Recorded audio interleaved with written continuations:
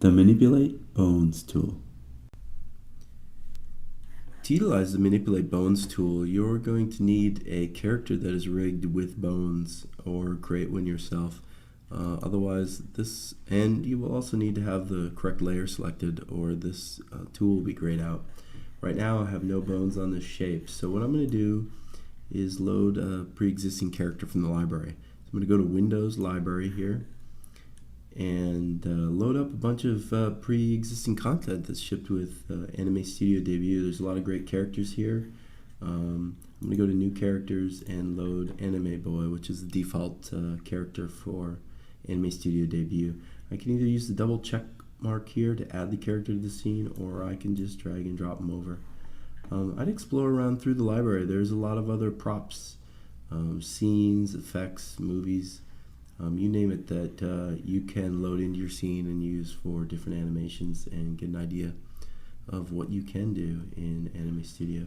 So I'm going to close up the library here and go back to my layers palette. And Anime Boy here, you'll notice the bone here. That means that's a bone group.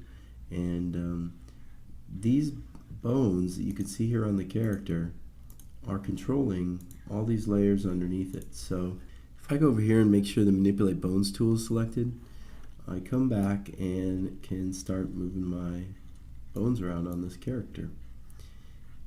Right now though, I'm on frame 0, and this is just to basically check the rig. This is where you do all your drawing and your setup. No animation is going to occur no matter what you're doing here. It doesn't correlate to frame 1 or beyond. So I'm going to scrub up here to say frame 6, and I'm going to hide this circle that I had back there on layer 2 first. So I'm going to go here and just start animating. So I move up his arm and do a few adjustments here, and you notice right away there I've created a quick little animation. And so I can scrub the timeline even more and bring his arm back and try to do some sort of quick wave here. And now we scrub back and forth on the timeline, and you can see I've created this little animation here. Pretty easy and simple. There's a lot of power here too in the timeline. You can drag and move your keyframes around. You can copy, paste, and delete them if you'd like, and to help edit your animation. Another thing here is this character. If we open up this bone group here over in the layers palette, you can use these switch layers to animate. So there's a little icon on this folder here, which means it's a switch group layer.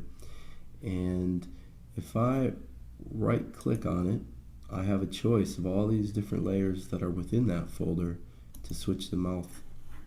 So it created a keyframe there, so you'll see the mouth changed on that layer, and I'll change it back again to another one.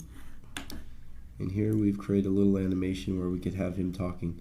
These switch layers for the mouths are all set up for lip syncing, so you can utilize this with lip syncing as well. There's switch layers set up for the hands, so we could change his hand to a fist here. And let's just move that arm out a little so you can see.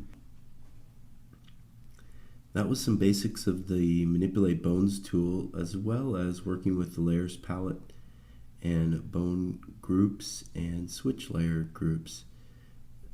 We also showed you quickly some timeline animation with keyframes that hopefully will come in handy later on down the road for you.